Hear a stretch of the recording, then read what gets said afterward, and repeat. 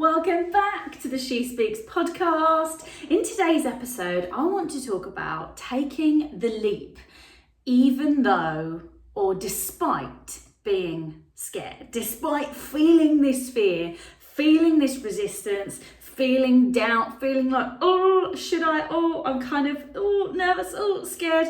And what you open yourself up to if you actually take the leap. Now, there's something that I always used to do as a performer. Now, if you don't know, I'm a former actor and singer, been on stages for 20 years. I was in the musical theatre and performing arts industry for 15 years.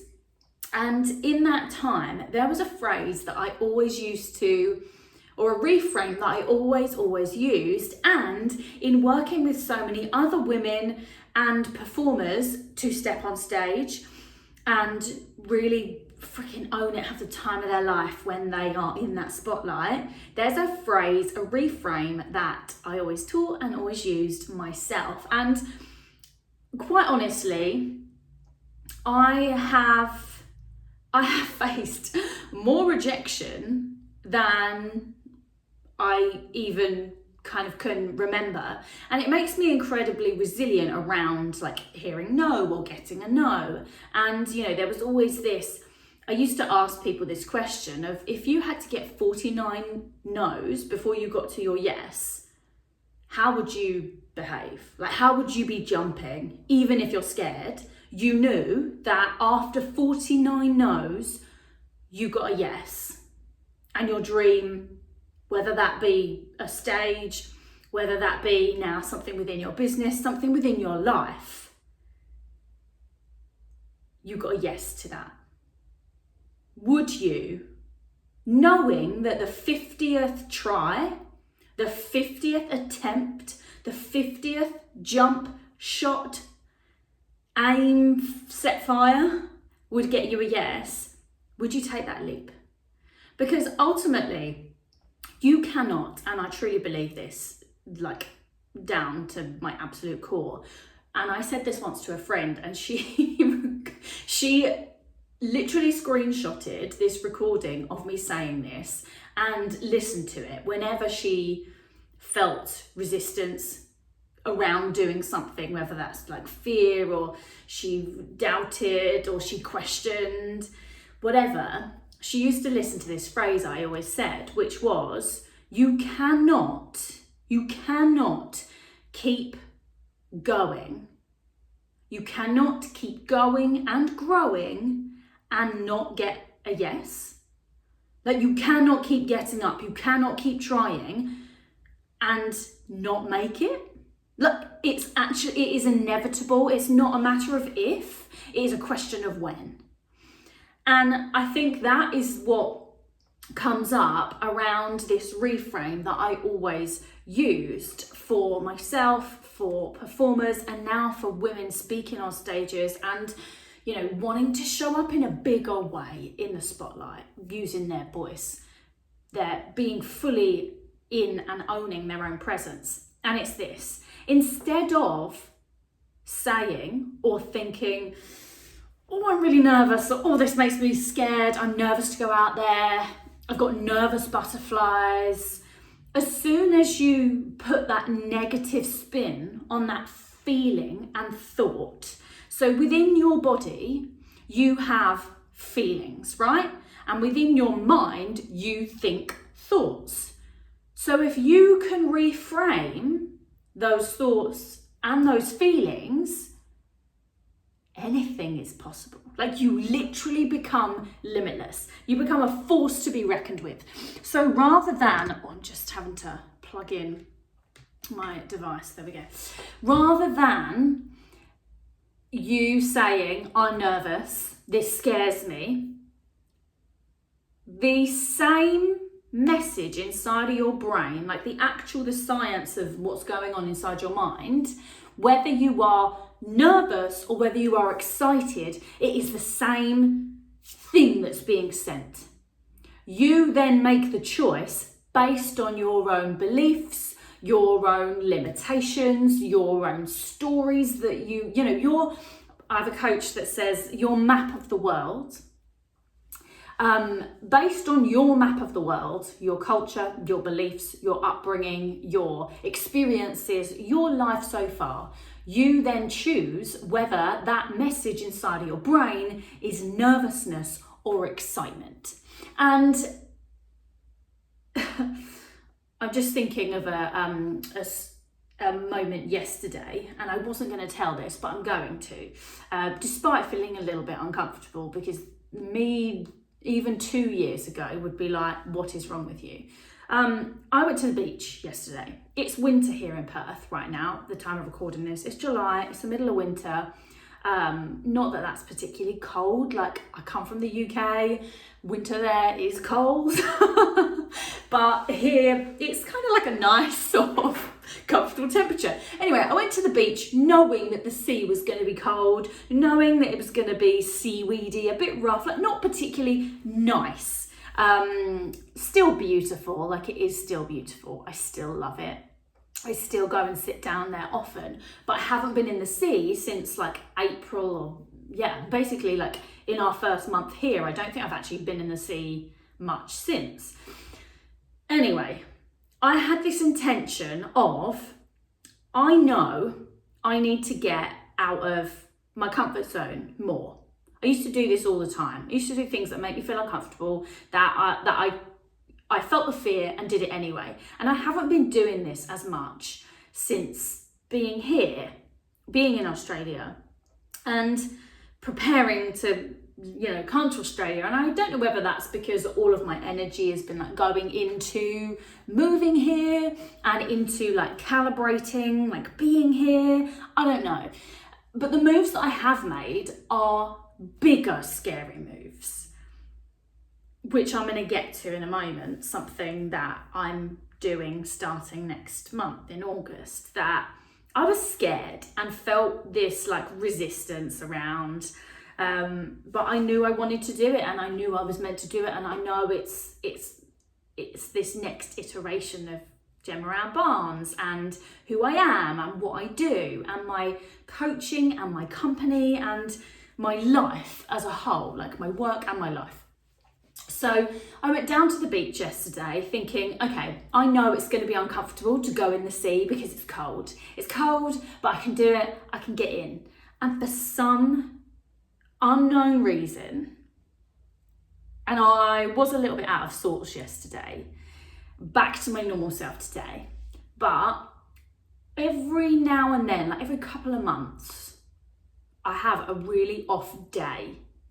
One day where I'm like, who was I that day?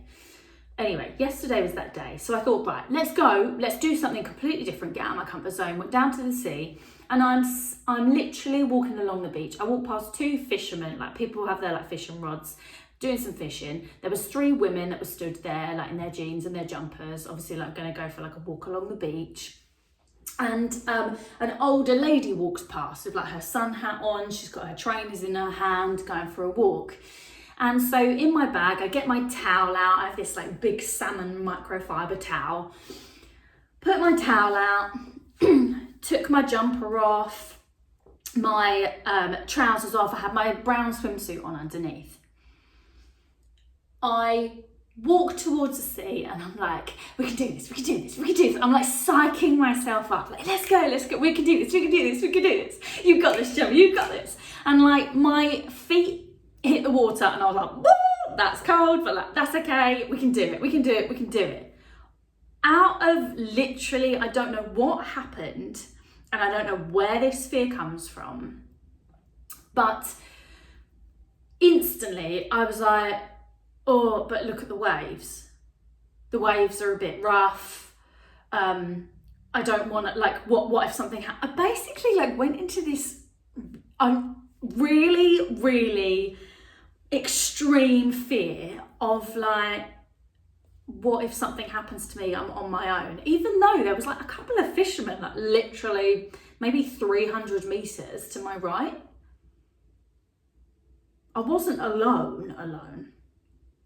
but I was on my own and I don't know what happened, but like fear just overtook me rather than the normal pathway I would take of excitement, of being really freaking excited. Like, I'm really excited, I'm excited, I'm excited. I was like, why are we scared of this? And literally as soon as I recognized, or chose, I should say, because I didn't recognize this adrenaline feeling, I had a choice. And in that moment, my brain chose fear.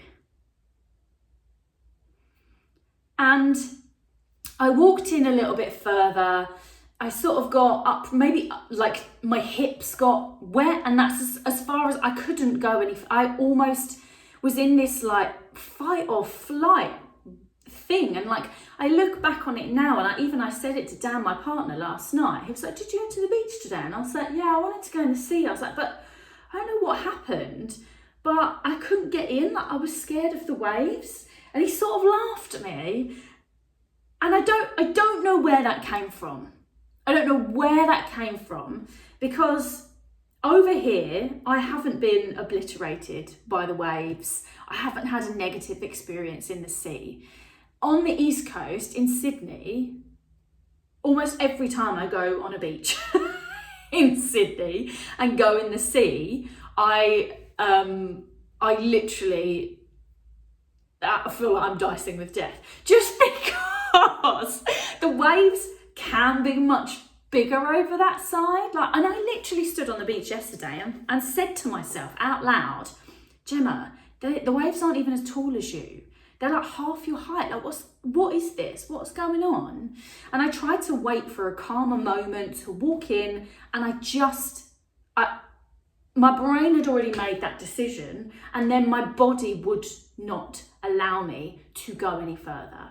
And I went and I sat down on my towel, I put my jumper back on, and just sat there and thought, well, I felt really deflated, if I'm totally honest with you, because it's so not who I am, and it's so out of character to let fear win. But it did yesterday. It really did. And what I've really noticed, and why I wanted to share this podcast today, is to say that I get it. Like, I get it if you feel fear around things. I understand if you're like, oh, that just feels scary, I don't want to do that, and you retreat, or you pause, or you delay, or you retract from something. Like, I get it, because I seem to be doing this around the small things. It's bizarre that the big things, I jump headfirst and I work it out, even if I'm afraid. It's like a fear equals green light, let's go. I have that saying. But for some reason around the small things, fear sort of, it's like it's almost less of me is involved in that decision. So that part of me can sneakily be like, nope. And it's bizarre, because I always thought, I sort of explored this belief further, and the reason why I'm about to reveal. But I explored this belief further, and I was like, what are you actually afraid of? Like, can we play this fear to the end? And I played the fear to the end, and ultimately the fear was afraid that I'm going to drown, that I'm going to die. And it's bizarre, because I have never, from my memory and recollection, I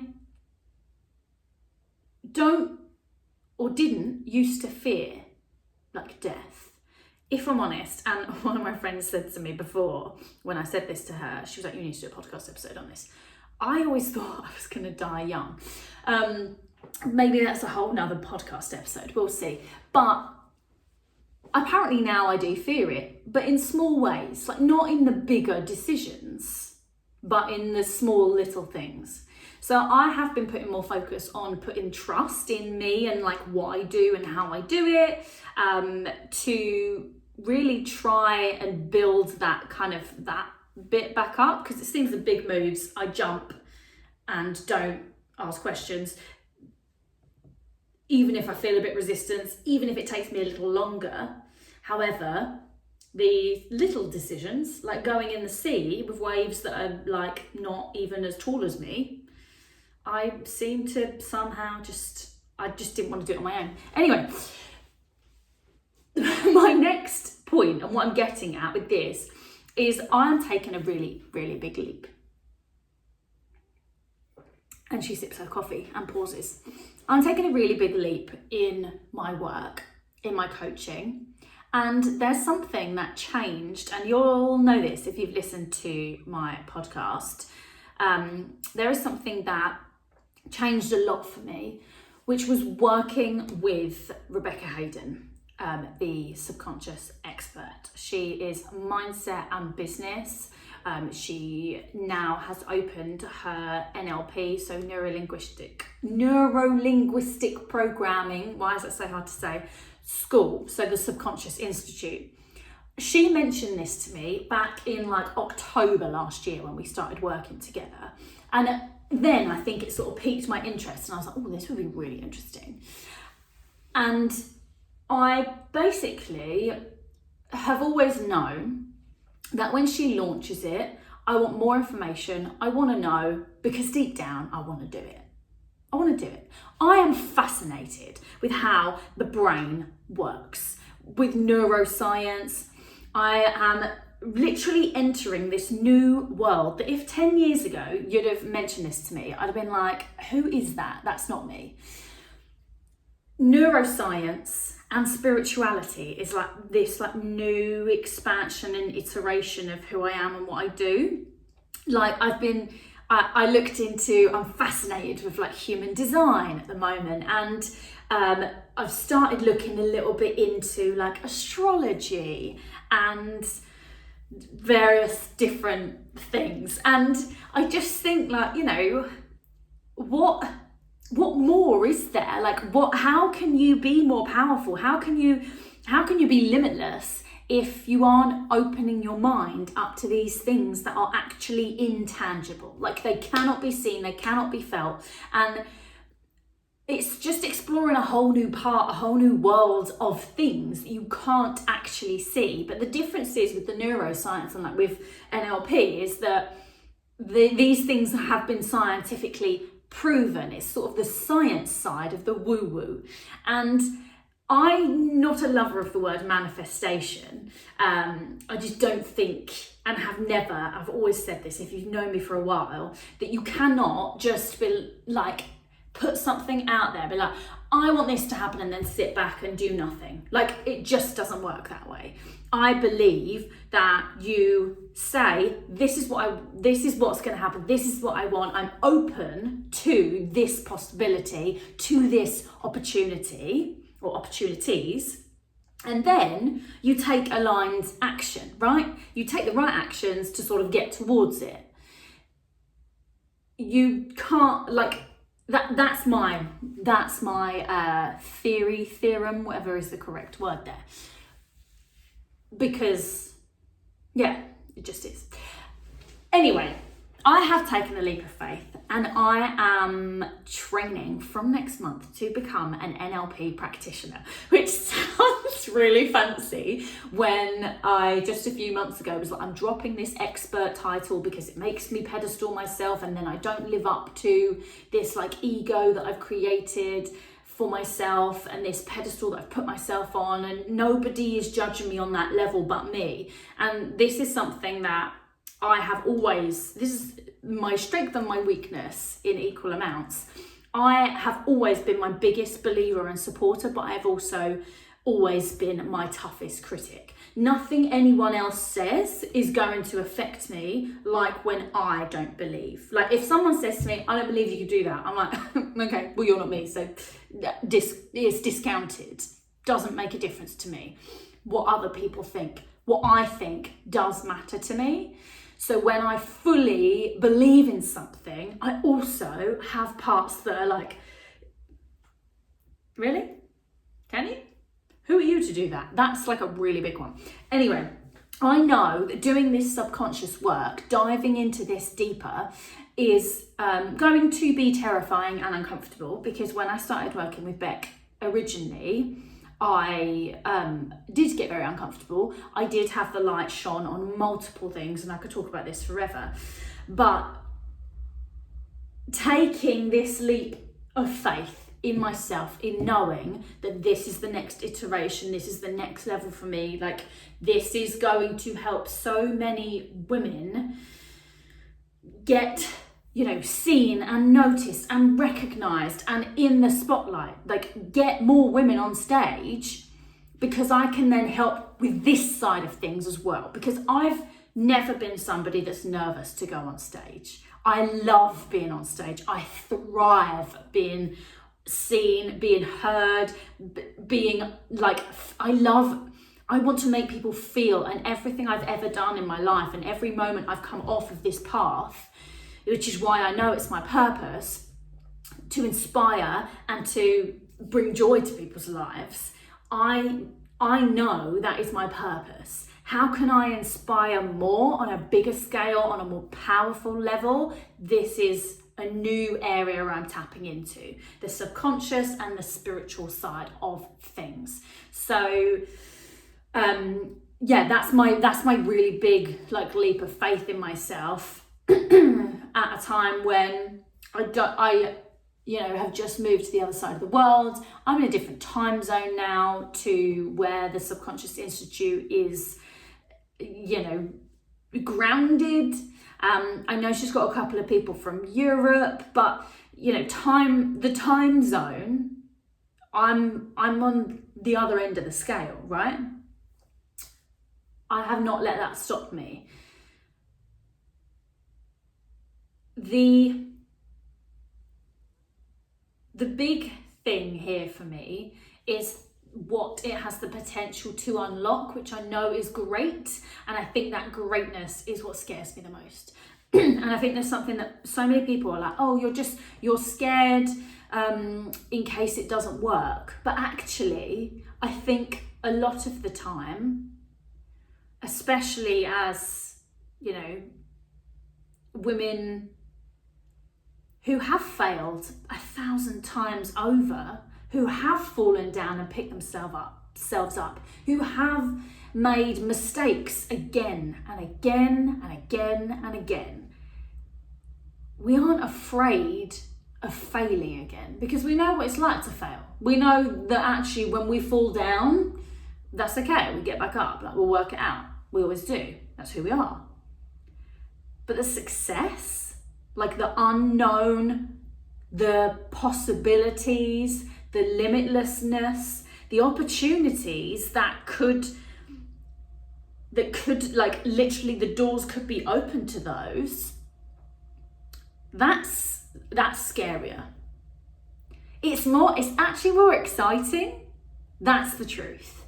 And this is what I've been trying to this is what I am focusing on doing moving forward, is changing that language. So when I do take a big leap of faith, when I do jump into something that I feel, or I think I feel scared around, I'm going back to this. I'm really excited. I'm excited. So what I want you to do right now, let's just try something a little bit different. I want you to, if you can, close your eyes. If you're walking around or you're driving or you're somewhere where you cannot close your eyes, that's okay, keep them open. I just want you to, for a moment, take a breath in. We're going to breathe in for 4, we're going to breathe out for 4. Breathe in, 2, 3, 4, then breathe out, 1, 2, 3, 4. Now I want you to imagine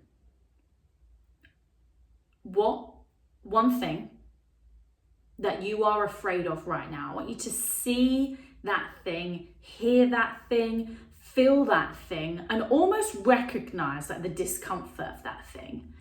And now I want you to, literally as though there is a green button in front of you, I want you to press the green button and you're going to say 10 times with me, I am excited for this. Here we go. I am excited for this. I am excited for this. I am excited for this. I'm excited for this. I'm excited for this. 5 more. I'm excited for this. I am excited for this. I am excited for this. I am excited for this. 1 more. I'm excited for this. And see that thing. Feel that thing. Hear that thing. This is something that I am doing to rewire my fears right now. The small ones. Because like I said, it's the small ones that are keeping me from doing things that I really want to do. So, if you try this out, let me know how it goes, because this is an experiment I'm running on myself. And if you want to experiment this with me, I'd love to hear your feedback on this. So every time that red light goes and it's like fear, danger, no, doubt, step away, don't do that. I want you to press the green button instead and say 10 times, I'm excited for this. And you can insert like what that is. You could just say the feeling, I'm excited. This is excitement. This is what excitement feels like. Oh, this is me excited. Or you can insert the actual thing. I'm excited to go into the ocean, past the waves and swim in the cold sea water. Like, what is that thing? You can stay in. I would love to know if you try this. Please send me a message over on Instagram. My link, as always, is below in the show notes. Send me a message. If we aren't already connected, connect over on Instagram. And if this episode helped you, if you were like, I actually really needed to hear this today, I didn't know I needed to hear this, but I'm glad I heard it, share this episode with a friend or on your Instagram stories. Let's get this incredible podcast and these incredible podcast panels. I've got more lined up for the coming months, which is really exciting. Let's get them in front of or into the ears of more incredible women, more women that need to be on stage, that if you want to be on stage, get them on with you. All right, go have a wonderful, wonderful, wonderful day. As I said, if this helped, let me know, and I'll see you on the next episode.